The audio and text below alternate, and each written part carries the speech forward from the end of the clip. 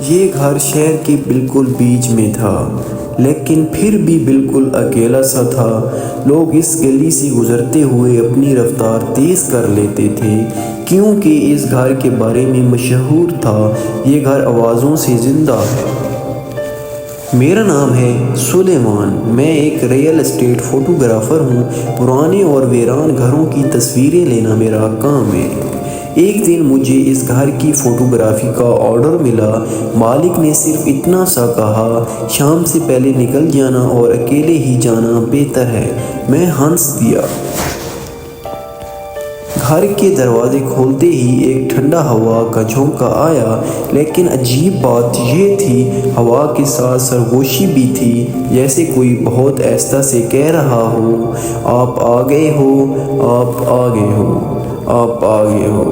اندر ہر چیز اپنی جگہ پر تھی، صوفہ، کھڑکی، تصویریں، لیکن سب پر موٹی دھول جمی تھی، جیسے وقت یہاں رک گیا ہو۔ دیواروں پر ایک گھڑی لگی تھی جو چل رہی تھی، ٹک ٹک ٹک، لیکن اس کے کانٹے ہل نہیں رہے تھے۔ یہ بہت سوچنے والی بات تھی۔ میں نے کیمرہ آن کیا اور تصویریں لینا میں نے شروع کر دی۔ اچانک کیمرے کی اسکرین پر کچھ ایسا نظر آیا جو حقیقت میں وہاں نہیں تھا۔ ایک لڑکی سیڑھیوں پر کھڑی تھی۔ میں نے فوراً سر اٹھایا، سیڑھیاں خالی تھیں۔ یہ بہت ڈراؤنا منظر تھا میرے لیے۔ پھر آوازیں آنا شروع ہو گئیں، کبھی ہنسنے کی، کبھی رونے کی، کبھی کسی کے چلنے کی، لیکن گھر بالکل ساکت تھا۔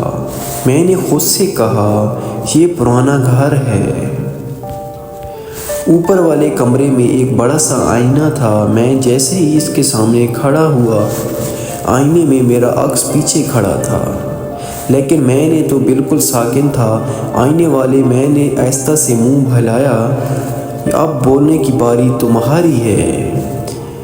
اچانک ساری آوازیں بند ہو گئی، اتنی خاموشی کہ دل کی دھڑکن کانوں میں گونجنے لگی۔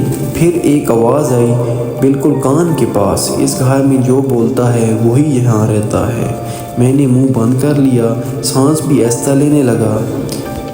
سچ کا پتہ، مجھے ایک پرانی فائل ملی، اس میں لکھا تھا، یہ گھر پہلے ایک فیملی رہتی ہوتی تھی، لیکن ایک رات سب لوگ اچانک غائب ہو گئے۔ پولیس نے لکھا، گھر میں آوازیں سن کر لوگ پاگل ہو گئے تھے۔ غلطی، میں نے ڈر کے مارے غلطی سے بولا، کوئی ہے یہاں، بس یہی جملہ اور گھر جاگ گیا۔